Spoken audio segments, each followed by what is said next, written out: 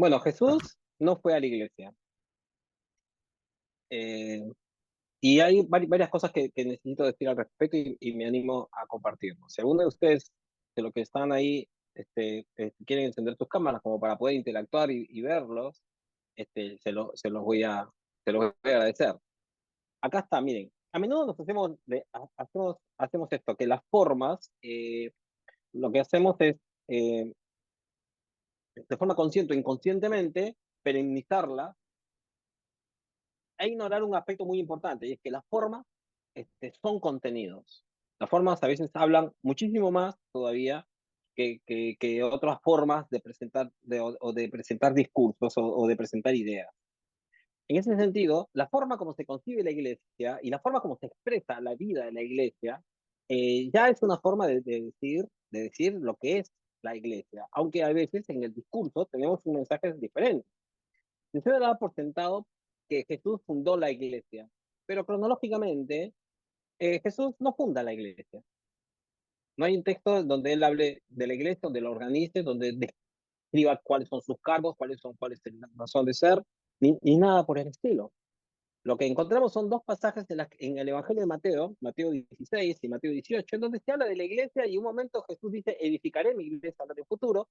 Y en Mateo 18, bueno, habría que conversarlo porque tiene que ver en realidad con un hecho, eh, con una expresión que tiene que ver con el tema de la disciplina y qué sé yo, que además se utiliza muy mal, dicho sea de paso este versículo, porque diciendo, yo dos o tres están reunidos en mi nombre y yo estaré, y se usa de forma muy romántica, cuando el texto está hablando en realidad de castigar a una persona y expulsarla de la comunidad. No es muy linda la mención.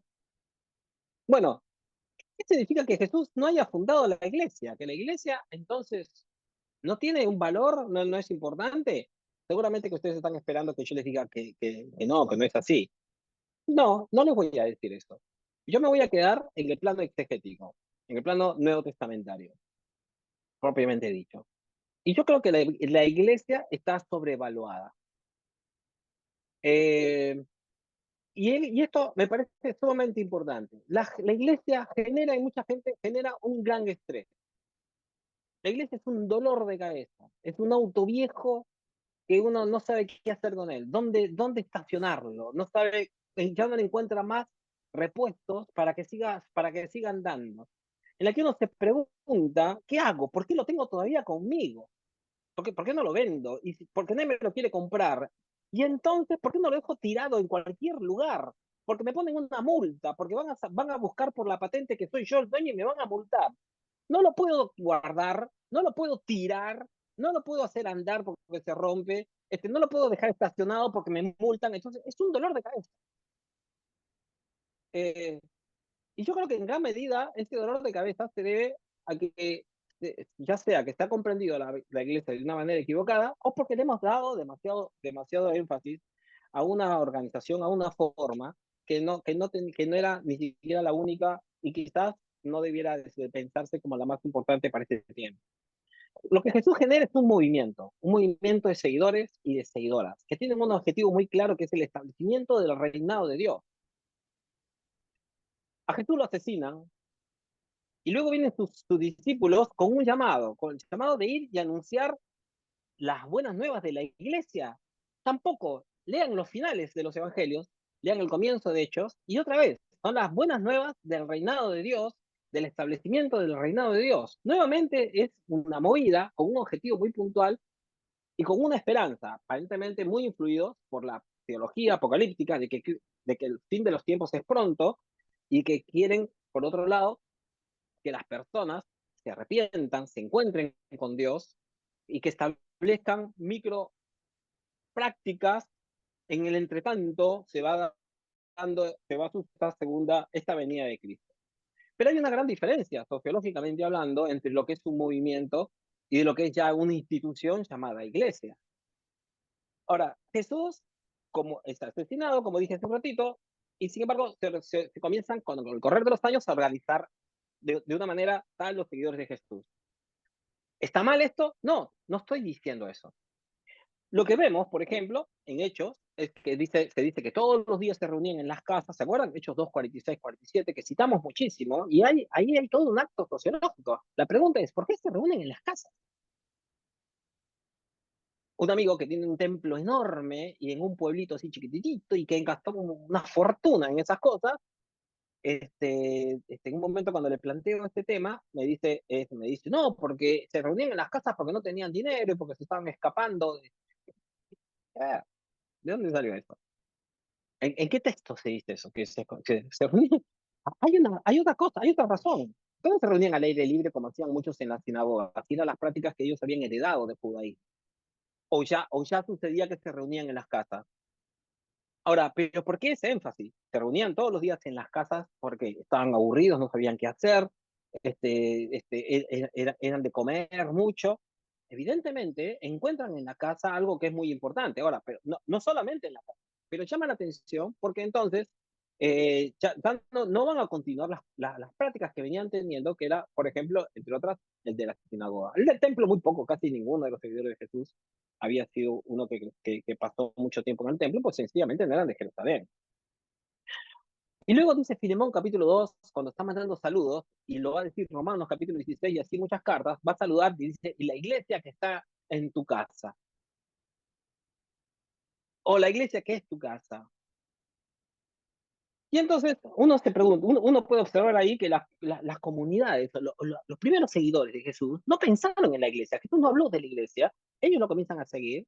Y luego cuando Jesús se va y ellos comienzan a proclamar, dice, y entonces, ¿cómo tomamos las decisiones? ¿Quiénes enseñan? ¿O qué implica que seamos hermanos? Porque también surgen nuevas terminologías que ya estaban latentes, o en algunos, Jabrín, hermanos, eh, ya se llamaban así, por ejemplo, los fariseos y posiblemente también los saduceos y otros, o perdón, los esenios y otros grupos. Es decir, cuando se llaman hermanos, se están vinculando de una manera particular y están estableciendo acuerdos entre ellos. Bienes en común, que ya lo tenían los esenios, venden sus propiedades, forman parte de una comunidad, asumen responsabilidades mutuas, comienzan a hacer una ruptura con esa creencia tan fuerte de que los vínculos se establecen por los lazos de sangre, y acá comienzan a ser grupos voluntarios, en donde las personas que tienen una idea en común, una práctica en común, o se conciben parte de seguidores de un Dios, se comienzan a entender, aunque tengan rasgos muy diferentes, aunque vengan de naciones muy diferentes, sin embargo rompen con todo eso para vincularse de una manera diferente, de una manera todavía mucho más íntima, rompiendo con lo anterior y llamándose entre ellos hermanos y hermanas, padres, hijos. Por eso que le dice hijitos míos, y la respuesta del hijito, ¿cuál es? Padre, anciano, abuelo, aunque a los evangélicos no nos gusta reconocer que a las autoridades de la iglesia se les haya llamado padre o madre. Entonces, las comunidades se llaman grupos relacionales de seguidores, seguidoras, están usando diferentes términos para definir qué es eso que están viviendo. Y este aspecto de Filemón va a llamar la atención porque dice, la iglesia que está en tu casa. Y ahí nos encontramos con dos organizaciones o con dos espacios, dos instituciones sociales diferentes, que sin embargo son relacionadas. Uno es eclesía, que no es muy simpático el término para la época, por lo menos para los pueblos conquistados. Ahora voy a hablar un poco de eso. Y la casa, que es quizás más familiar para el mundo judío, y para pueblos rurales, para espacios rurales, pero quizás para una comunidad que procede del judaísmo, aunque el término sea oikos, imagino que bait para ellos, familia, casa, tendrá una connotación más amplia. No creo que acá oikos deba de pensarse solamente en términos griegos, sino que debe de pensarse en términos judíos, que tiene que ver no solamente con el término casa, sino también familia, en un sentido más amplio. Y entonces, iglesia y casa, cuando dice la iglesia que está en tu casa, uno dice, ¿cómo un espacio que en su época era un espacio político, jurídico, de la que participaban básicamente varones, hombres libres, propietarios, en algunas poblaciones se amplió un poco más esto, como era la iglesia, la eclesía, se relaciona con una casa en donde están hombres, mujeres, esclavos, libres, todos formando parte de mis niños, personas con discapacidades, y todos ellos forman un organismo que coexiste y en algunos casos co- rompiendo algunas normas que se dan en el exterior, pero que dentro de las cuatro paredes se vinculan de forma diferente. El centro vincular de la eclesía, otra vez, de la eclesía sí es el mundo, es el espacio político. Son fundamentalmente los varones y los hombres libres y los propietarios. En la casa lo son también las mujeres. Los vínculos pueden ser sanguíneos, muy fuertemente sanguíneos, y nos encontramos con que las mujeres tienen un voto y una voz muy importante, en que los niños tienen un rol muy importante, en que las dinámicas dentro de la casa, dentro del oikos, dentro de la familia, se dan en otros niveles, que muchas veces se contraponen con aquellos de la eclesía. Entonces, ¿qué querrá decir el Nuevo Testamento, o en este caso Filemón u otros textos, en la que vinculan tanto la iglesia con la casa? Entonces, yo creo particularmente que se está dando es una deconstrucción que no hemos sabido advertir, y es que se está rompiendo con la concepción de iglesia como un lugar de liderazgo vertical, macho, rígido, estanco, jurídico, para darle a la casa un matiz político, para darle a la casa y a los que pertenecen a la casa libertades, o de reconocerles las libertades que han sido dadas solamente para la circunscripción de la casa y abrirlas a espacios más grandes. Entonces, la iglesia es afectada por la casa y no viceversa, como sucede, por ejemplo, en muchos casos en nuestras propias familias o en muchas iglesias en las casas de hoy, que uno va y uno dice, loco, esto es una representación de lo que pasa en el culto afuera. Bueno, hermanos, ahora vamos a un momento de oración y se para uno para predicar. Y hace, ¿qué es esto? Eh, Ahora, fíjense lo que se ve en el Nuevo Testamento también. Se ve un proceso en el que la iglesia se está concibiendo a sí misma, pero no con el fin de llegar a un solo lugar, sino que se entiende a sí misma como un espacio multifacético. Y entonces hay obispos, diáconos, pastores, ancianos. Y vos decís, ¿qué relación tiene un anciano? ¿Por qué se llama acá anciano y en otros espacios se llama pastor y en otros espacios se llama episcopos u obispos? ¿Cuál es la relación entre ellos? Es que la iglesia cristiana se está concibiendo a sí misma como un movimiento que comienza a organizarse ahora de una forma quizás un poco más estructurada, pensando en un elemento que es del que no se debe perder, es la fidelidad a Jesús y el establecimiento del reinado de Dios en los diferentes contextos en los que se da, en los diferentes espacios en los que ella se suscita, se comprende de forma, se organiza de forma diferente. No es que hay una iglesia. Y por eso mal se hace cuando agarramos un término dominante que es iglesia y se ignora, por ejemplo, que en el Nuevo Testamento se habla muchas veces de los seguidores de Jesús como los del camino, o se los llama como los seguidores, o se les dice los discípulos, las discípulas, o se les dice casa de Dios. Y así se usan diferentes imágenes para concebir el tipo de vínculo que establecían, las implicancias sociales, las implicancias políticas que esto traía consigo. Y constituyeron algunos ancianos, dice Hechos. Y uno dice, ¿y ancianos quiénes eran? ¿Qué rol tenían? ¿Cómo esto afectaba la vida de la iglesia? Ahora, ¿todas las iglesias cristianas fueron iguales? Definitivamente no. Pero ese no es el punto, porque esa es una obviedad. La pregunta es, ¿buscaron serlo? Ese es el punto que tenemos que preguntarnos. ¿Quisieron ser iguales? Ellos entendían el ser iglesia, la eclesía neotestamentaria, ser iguales. Y si esta era una preocupación bastante importante, ¿por qué Jesús calla tanto al respecto? No habla demasiado. Pareciera que está la tendencia nuestra a encasillar las cosas para tener control sobre ellas, porque cuando hablamos de fundamentos, cuando hablamos de principios, o cuando hablamos de temas de discusión, dejamos muy abiertos los juegos. Sucede un poco hoy cuando se habla de la familia. Dice, la familia, ¿cómo se dice? El diseño de Dios para la familia. ¿De dónde sale eso?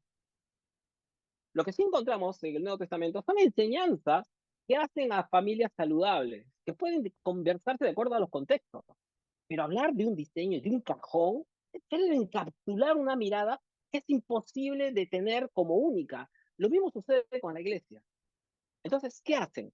En espacios teológicos, en seminarios, en iglesias, lo que hacen es encapsular la mente, porque uno entra al seminario, porque uno entra a la iglesia, y lo que te enseñan es a comportarte, a encajarte dentro de la iglesia, a hacer ahí. jamás oré con los ojos cerrados. Ahora tengo que orar con los ojos cerrados. Hay que agachar la cabeza. Hay que agachar la cabeza. No se puede ir con bermudas, pero yo voy a todos lados con short y bermudas hace 42 grados. Acá hay que ir con pantalón. Y algunos hasta tienen que ir con corbata. Hasta se tienen que cortar el pelo. Y adivinen para qué. Hay que bañarse, inclusive, para algunos. Parecía que fuera una cuestión de ritual. La música es de esta manera. Vos vas a Argentina, Chile, Perú, Colombia, Venezuela, Honduras, Chicago, Ghana, Nibia, te vas a cualquier parte del mundo, las mismas canciones, el mismo orden del mundo, la misma disposición de los asientos, la misma forma de entender las relaciones humanas, la misma superficialidad, hermana tal, porque no sabes el nombre. Ay, hermanita, ¿cómo estás? No sabes el nombre.